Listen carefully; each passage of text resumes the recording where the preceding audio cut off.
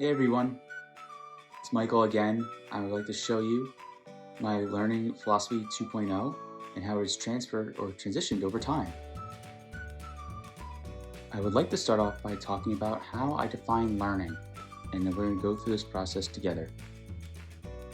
This is considered twofold between behavior and thought process. For example, students will need critical thinking skills, adaptability, and problem-solving skills. As for their thought process, using a diverse group of people or diverse learning techniques in addition will help them mold their minds and expand their horizons in order to be successful while learning. Originally, I worked on the constructivist model, which is more of the traditional model where the teacher is teaching the class and it's more of a lecture style where students are processing their information as fast as you are saying it. Now, the new philosophy I'm using is more multi-directional and collaborative between teacher and student, where they communicate with one another to help the student through the learning process. Students will scaffold prior knowledge from previous experiences in order to learn from this, in order to come to the resolution.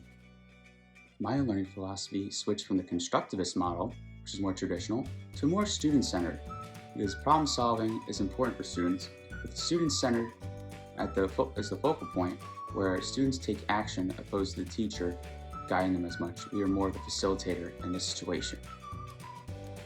The most successful way I've noticed this works is through gamified learning, which encourages students to work with technology, but also creates almost a competition aspect as well, which creates an immersive environment.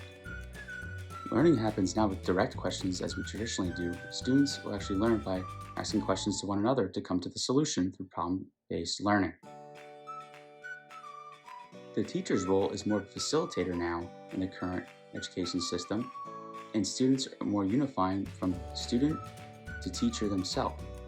When you teacher themselves, they will teach each other and within their groups and come to a resolution. This can vary based on career path, but for the sake of this video, I'm talking about educators specifically, where we as educators have to make sure that our content critical thinking skills are provided to them through top depth of knowledge questions that will challenge them. There are a few kinesthetic or visible features that show you when a student is learning, which I will list and give you based on my experience.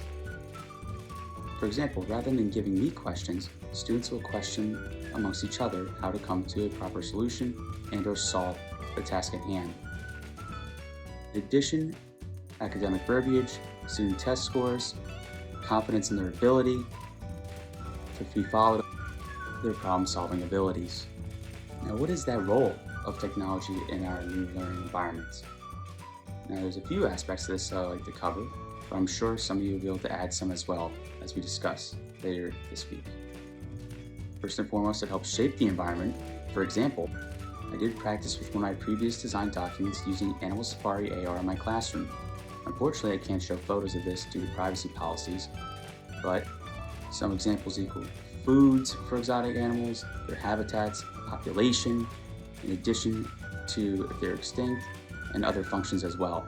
While they're inside the classroom, they can see that animal, which makes it fun and more invigorating for the student. Furthermore, technology needs to be all-inclusive as well.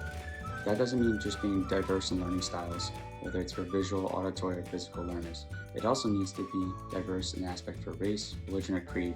What I mean by this is that everyone should be at the table due to certain issues as we've learned in this class, talking about how certain voices are not heard and everyone needs to be heard in order to avoid substantial biases in the future, moving from Web 2.0 to Web 3.0. Once again, my name is Michael Massimo, and thank you for your time. Rock on.